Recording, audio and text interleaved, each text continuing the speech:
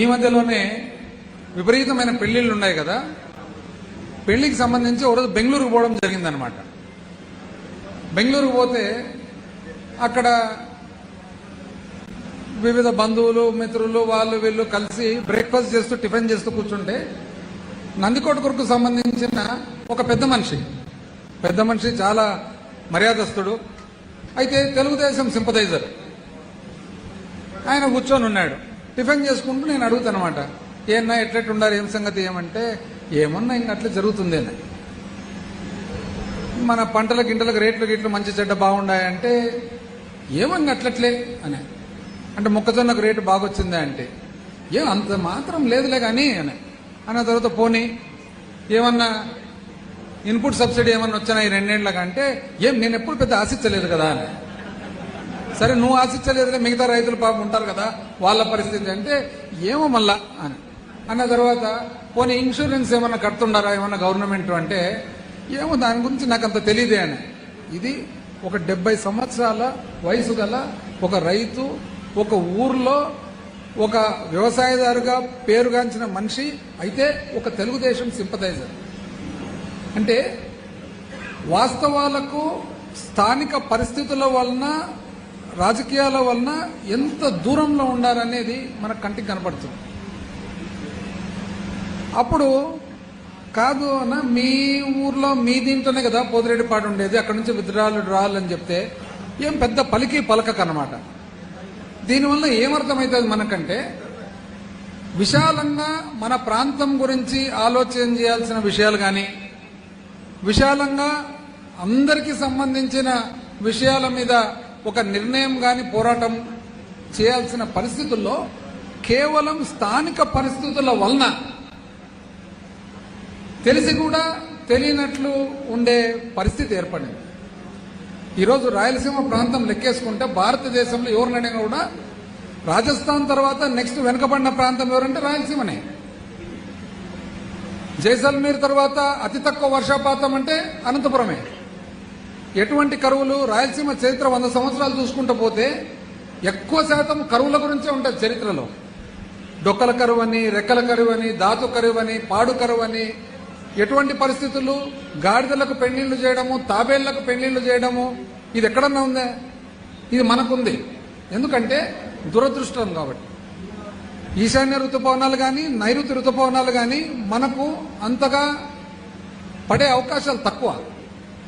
ఈ తక్కువ కాబట్టే ఈ పరిస్థితుల్లో మనకు సాగునీటికి సంబంధించి అతి జాగ్రత్త తీసుకోవాల్సిన పరిస్థితులు ఉన్నాయి. 1952లో ఒక పెద్ద కరువు వస్తే అనంతపురం జిల్లాలో జవహర్లాల్ నెహ్రూ గారు ప్రధానమంత్రిగా వచ్చి పెద్ద భూస్వాములందరూ కూడా ఒక చెంబు గంజి కోసం లైన్లో నిలబడుకుంటే వాస్తవానికి జవహర్లాల్ నెహ్రూ గారు కంట్ల నీళ్లు పెట్టి ఏడుస్తాడు, మీటింగ్లోనే ఏడుస్తాడు చూసి. అటువంటి పరిస్థితులు ఉండే రాయలసీమలో ఈ రోజుకి కూడా ఇంకా కొంతమంది గ్రామాలలో కేవలం రాజకీయాల వలన విశాలమైన పరిస్థితులు మర్చిపోయి కేవలము స్థానిక రాజకీయ పార్టీల ఇన్ఫ్లుయెన్స్తో ఉండాలంటే మనము తక్షణం చేయాల్సిన పని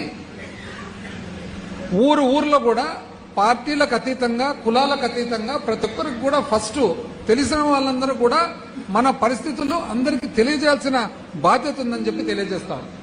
ఇప్పుడు పూర్వానికి రాజకీయాలు ఎట్లున్నాయి, బహుశా అన్న వాళ్ళ సమయంలో అప్పుడు ఎలక్షన్ల వరకు రాజకీయాలు, ఎలక్షన్లు అయిపోయినాక ఎవరైనా కానీ ప్రభుత్వం ఏర్పాటు చేసుకున్నాక, ముఖ్యమంత్రులు అయిన తర్వాత, కేబినెట్ ఏర్పాటు చేసుకున్న తర్వాత రాజకీయాలు పక్కన పెట్టేసి రాష్ట్ర అభివృద్ధి చూసేవాళ్ళు.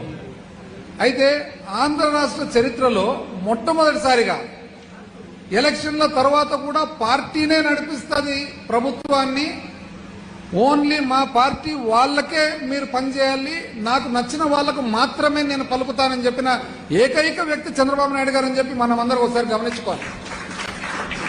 చివరకు ఏ స్థాయి, ఒక ఊరికి పోయి ఆయన్నే మైక్ పట్టుకొని మీరు నాకు ఓట్లేలే కదా నేను మీకు ఎందుకు రోడ్ వేయాలా అంటాడు. ఒక ముఖ్యమంత్రి స్థాయి, మీరు నాకు ఓట్లేలే కదా కాబట్టి మీకెందుకు ఓట్లేయాలి. ఇప్పుడే శైలజనాథ్ అన్న చెప్పినట్లు మీరు నాకు ఓట్లేలే కదా కాబట్టి మీకెందుకు ఓట్లేయాలి.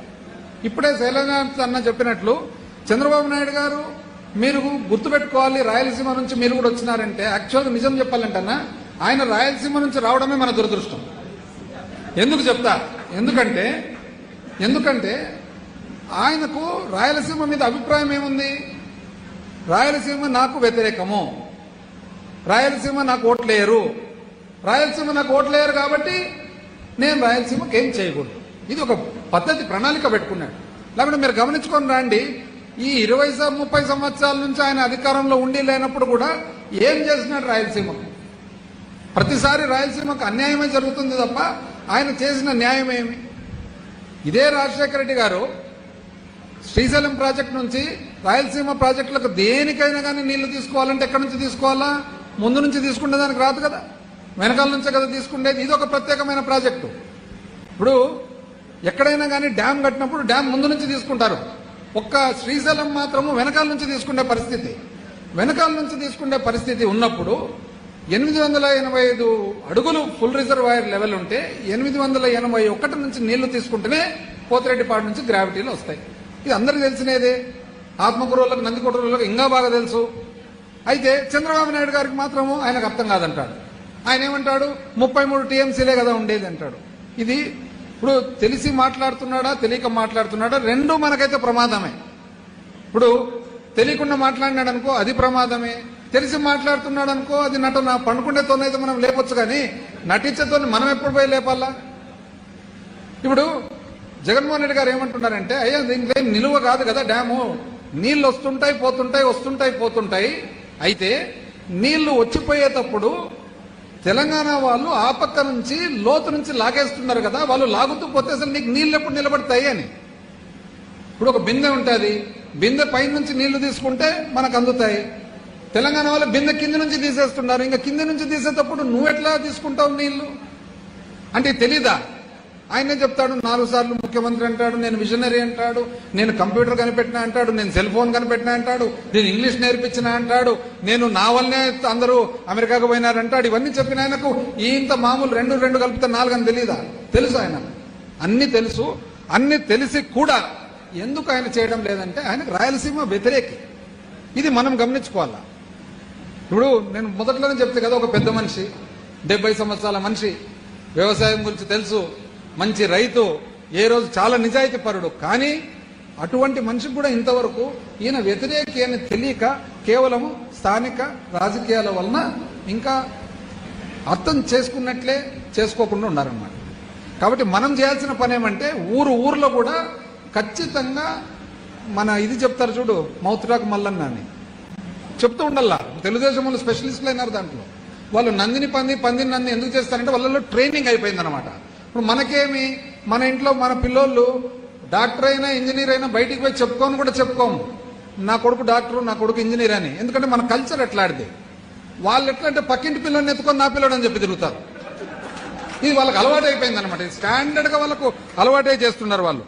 అయితే ఏది ఏమైనా కూడా జగన్మోహన్ రెడ్డి గారు ఏం చేసినారు, ఇది గమనించుకొని మనకు ఖచ్చితంగా లోపల నుంచి నీళ్లు తోడుకుంటే తప్ప వీలు పడదు. ఒకవేళ మనము తెలంగాణ వాళ్ళు ఇద్దరం ఒకటే లెవెల్లో తోలుకుండేటట్టుంటే వాళ్ళు ఆపనన్నా ఆపుతారు, మనం కూడా సమానంగా తీసుకుంటామని చెప్తే దాన్ని ఆపేసి ఈరోజు గోవర్ధన్ అన్న చెప్పినట్లు, శైలజనాథ్ అన్న చెప్పినట్లుగా ఆల్మట్టి అంటూ తయారైతే, ఇప్పుడు మన కృష్ణానది మీద ఏమేమి ఉన్నాయి?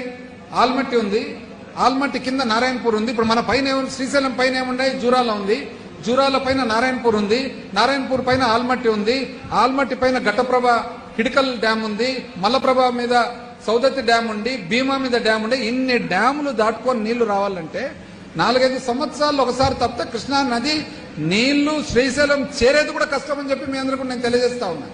మళ్ళీ ఈ పరిస్థితుల్లో కూడా ఆయన ఇంకా కూడా పట్టి పట్టనట్లు, చూసన్నట్లు పోని మంచిదే.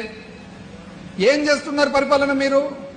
ఇక్కడ నుంచి తీసుకుపోయి డబ్బులు మొత్తం తీసుకుపోయి అమరావతి, మంచిదే, సంతోషం. నీకు ఒక ఫ్యాంటసీ మాదిరి నువ్వు కట్టాలనుకున్నావు. నువ్వు ఎక్కడ కట్టాలనుకుంటున్నావు? ఎక్కడ కడుతున్నావు? అసలు ఒక నది ప్రవాహక ప్రాంతం ఉన్నప్పుడు ఎప్పుడు కూడా నది ఎక్కడెక్కడెక్కడి నుంచో నీళ్ళు వచ్చి నదిలో చేరేది రివర్ బేసిన్ అంటారు. నదికి ఈ పక్క ఆ పక్క ఒడ్డు ఏదైతే ఉందో రివర్ బ్యాంక్ అంటారు. అయితే రివర్ లేకి, నది లేకి వివిధ ప్రాంతాల నుంచి వచ్చిన నీళ్లు లోపలికి దిగేది అన్ని చోట్ల దిగదు. నది 300 కిలోమీటర్ల కింద ప్రవహిస్తూ ఉంటే 300 కిలోమీటర్లు ఏ 5 చోట్లనో 10 చోట్లనో మాత్రమే ఉపనదులన్నీ చేరుతాయి. దాన్ని ఏమంటారు? అది రివర్ ఫ్లడ్ ప్లెయిన్ అంటారు. నీళ్ళంతా నదిలోకి అక్కడ పోతాయి. నది పొంగినప్పుడు మళ్ళీ అక్కడనే పొంగుతుంది అనమాట. ఈ ప్రాంతం ఏది? ఇప్పుడు అమరావతి ఏదైతే చెప్తున్నాడో ఆ ప్రాంతం. ఈ రోజుకి కాదు, ఏ రోజుకైనా చూసుకోండి, కృష్ణానది పొంగుతుంది, అది మునుగుతుంది. అయితే నీ చిత్తశుద్ధి కొద్దీ, నీ ఆలోచన కొద్దీ నువ్వు పోయి చేస్తుండవు. నీ ఆలోచన ఏమి? మాట మాట్లాడితే 28,000 మంది రైతులు, సంతోషం. రైతులందరూ బాగుపడాలని మనం కోరుకుండేది. ఇక్కడ రైతులు బాగుపడాలని, అక్కడ రైతులు బాగుపడాలని, అన్ని చోట్ల రైతులు. అయితే 28,000 మంది రైతులు ఎవరైతే అక్కడ ఉన్నారో, మీరు భూమి ఏదైతే ఇచ్చినారో ల్యాండ్ పూలింగ్ కు, మీరు ల్యాండ్ పూలింగ్ ఇచ్చినప్పుడు ఆ విలువ ఎంత ఉండే? అప్రాక్సిమేట్ గా 10 లక్షలు ఉండే. అది కొన్ని కోట్ల లేకపోయింది, కోట్ల నుంచి కొంచెం తగ్గింది. లక్షల భూమి కోట్ల లేకపోయి కొంత తగ్గినందుకు మీరందరూ బాధపడుతున్నారు. ఏ రైతు కూడా నష్టపోకూడదని మా కోరిక. కానీ అదిగిన ఒకవేళ ఒక క్రైటీరియా అయితే 28,000 మంది రైతులైతే, ఇదే కర్నూలు జిల్లాలో 27,000 మంది రైతులు దాదాపు 90,000 ఎకరాలు ఇస్తే ఈ రోజుకి లష్కర్ ఉద్యోగాలు కూడా లేవు వాళ్ళకని చెప్పి తెలియజేస్తా ఉన్నా. ఎటువంటి న్యాయం అది? ఏది ఏమైనా కూడా మనకు అర్థమైనది ఒకటే, ఆయనకు ఈ రాయలసీమ మీద శ్రద్ధ లేదు. ఎందుకు శ్రద్ధ లేదు? రాజకీయ కారణాల వల్ల శ్రద్ధ లేదు. ఈరోజు బ్రజేష్ కుమార్ ట్రిబ్యునల్ మరొక్కసారి వాళ్ళు మన నీటి పంపిణీ ఏదైతే తెలంగాణకు, రాయలసీమకు, ఆంధ్రాకు ఉందో ఆ పంపిణీ ప్రాజెక్టుల ప్రకారం చేసేదానికి ఎవరిని పంపిస్తాడు హైడ్రాలజిస్టుగా? ఏకే గోయల్. ఏకే గోయల్ అని నిపుణుడు ఉండొచ్చు, నిపుణుడు ఎవరైనా కానీ మన ప్రాంతం నుంచి ఒక లాయర్ కానీ, ఒక మన ప్రతినిధి కానీ పోయినప్పుడు మన ప్రాంతం వ్యక్తులను పంపిస్తామా, ఢిల్లీ వాళ్ళని పంపిస్తామా? ఎవరైనా కానీ మన ప్రాంత వ్యక్తులను పంపిస్తాం. ఎందుకంటే మన ప్రాంతం వ్యక్తికైతే ఆ ప్రాంతం మీద మమకారం ఉంటుంది కాబట్టి. అంటే ఈయన ఆలోచన ఏమి? అసలు రాయలసీమ గురించి ఎటువంటి బాగు చేయాలనే ఉద్దేశమే లేదు. మన దురదృష్టం కొద్దీ మీడియా లేదు మనకు. రాయలసీమ ప్రాంతానికి అతి తక్కువ మీడియా ఉండేది, ఒక మీడియా మనకు. మిగతా మీడియా అంతేమి ఎట్లా వాళ్ళ ఇష్టాంతరానికి ఏం కావాలంటే అది రాసుకుంటారు, ఏం కావాలంటే అది చెప్పుకుంటారు. ఈ పరిస్థితుల్లో అసలు విచిత్రం ఏమంటే, వేరే వాళ్ళు చేసిన ప్రాజెక్టులు నేను చేసిన అని చెప్పడం. విచిత్రం ఏమంటే, ఒక్కొక్క ప్రాజెక్టుకు పునాది రెండు సార్లు వేయడం. చివరకు కుప్పం బ్రాంచ్ కెనాల్ కూడా అన్న మంత్రిగా ఉన్నప్పుడు, మన గవర్నమెంట్లో ఉన్నప్పుడు పోయి కుప్పం బ్రాంచ్ కెనాల్ కు, కుప్పానికి మొట్టమొదటిసారి నీళ్లు ఇచ్చి ఇనాగరేషన్ కూడా అయిపోతే, ఎలక్షన్ 2024 అయిపోయిన తర్వాత పోయి మళ్ళీ ఒకసారి పూలు చల్లుతారు. ఇది ఒకటి కొత్తగా నేర్చుకున్నారు, ఈ చామంతి పూలు, పసుపు పూలు చల్లడం. అంటే ఈ పసుపచ్చ అంగిలు వేసుకోవడం, పసుపచ్చ పూలు చల్లడం, పసుపచ్చ నీళ్లు పోసుకోవడం, ఏందో ఇది అర్థం కాలేదు. చేసిన పని ఒకటన్నా ఉందే, పూలు చల్లేదు తప్ప. ఈ పరిస్థితిలో వీళ్ళు, మన దురదృష్టం ఏమంటే, వివిధ రాజకీయ పార్టీలు కూడా ఎవరు కూడా గట్టిగా రాయలసీమ కోసము ఈ కష్టాన్ని అర్థం చేసుకొని నిలబడే వాళ్ళు లేరు. ఇప్పుడు ఉంది, ఇంకో పార్టీ ఉంది కదా, ఆయన పార్టీ స్థాపించినదే ఎందుకు? ప్రశ్నించేదానికి. తెలుసు కదా, పార్టీ స్థాపించినదే ప్రశ్నించేదానికి. ఒక్కరన్నా ఆ పార్టీ నుంచి మాట్లాడే వాళ్ళు ఉన్నారా రాయలసీమ గురించి? ఒక్కరన్నా? నాకు నిన్ననే ఆ సామాజిక వర్గానికి చెందిన ఒక వ్యక్తి నా దగ్గరికి ఏదో వేరే పని మీద వచ్చిండే. నేను నవ్వుకుంటా మాట్లాడుకుంటా, ఏం నాయన ఎట్లుంది, ఏం సంఘం అంతా బాగుందా అంటే ఏమో నాయన అంటే, మన నాయకుడు ఏమైనా పలుకుతున్నాడా, ఏమన్నా చేస్తున్నాడా అంటే, ఆయన సేమ్ ఫస్ట్ రైతు చెప్పినట్లే ఆయన కూడా ఏమంటే, ఏమో ఆడికాడికి ఏమో ఏం పైన పదవి లేదు కదా, ఏం చేస్తా అంటే, పదవి ఇంతకంటే ఏం కావాలా అంటే అన్నాక నేను చెప్తే, నేను ప్రతి మీటింగ్ లో నేను ప్రశ్నిస్తూ ఉంటా, నువ్వు ఏమీ చేయలేదులే, కనీసము కాపునేస్తామన్నా ఇప్పకపోతేవి కదా నువ్వు, మేమిచ్చిన కాపునేస్తం కూడా నువ్వు ఇప్పకపోతేవి అంటే, పక్కన తమాషా ఏమంటే